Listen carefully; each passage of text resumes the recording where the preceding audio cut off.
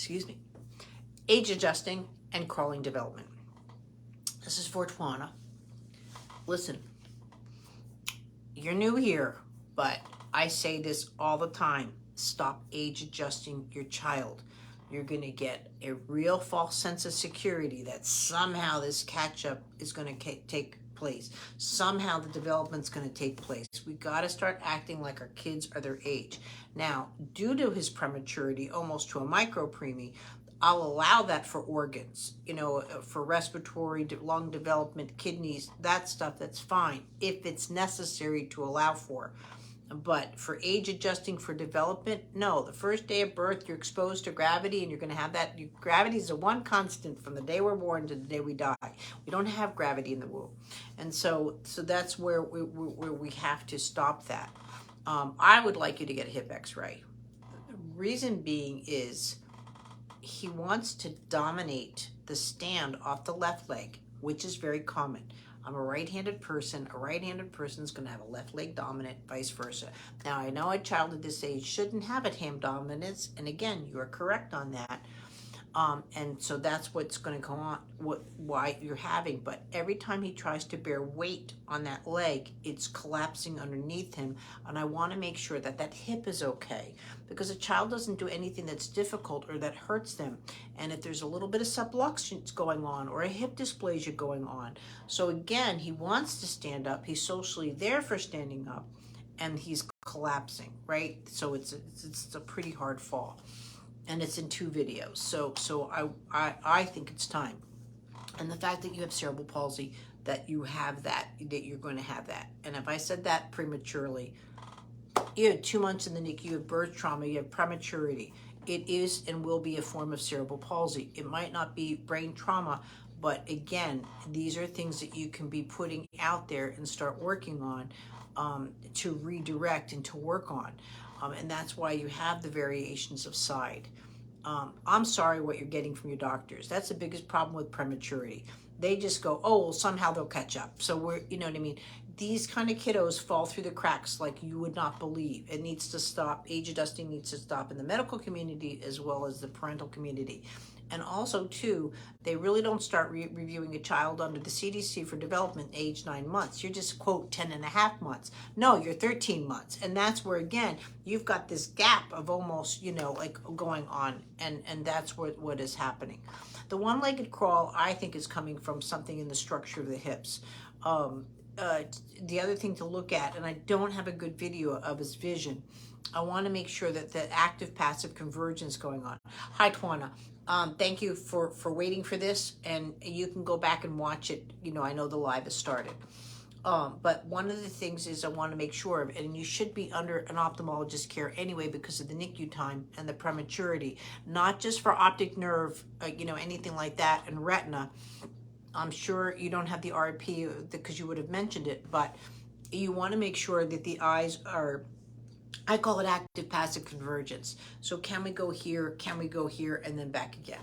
So that's what you want to look at. So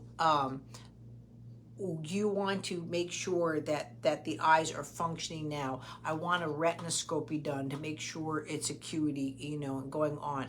Because again, what happens is when a child has issues with upper quadrant vision, right, they tend to army crawl with one leg because that allows them to look up and go here. However, you do have the contractions going on of a bilateral movement, and yes, you have a right to be concerned on. As far as doctor-wise, I would ask for a kick-up to neurology for review, and I would have a kick-up for orthopedics for the hip x-rays. Your pediatrician can order the hip x-rays. I want to see the films. They'll give you a report. You want to see the pictures. Take a picture on your cell phone at the doctor's office if you have to, but I would definitely be pulling the hip x-rays because there's something going on there. I think it's more structurally why you're having this issue than you are. And then again, there's a very, when convergence, and most people think of convergence as this, you know, when I'm drawing in and drawing out my eyes, but if there's a weakness in convergence too, you're going to have the weakness of that tucked left leg. But I am more concerned too, again, that the trauma that happened. The other thing that I want you to do is look at, now this you're probably going to have to do when he's sleeping. I want you to start looking at my breathing, my swallowing course. Now, again, I know he doesn't have feeding issues, or at least that you mentioned, but you mentioned, again, a lot of oxygen support in the NICU.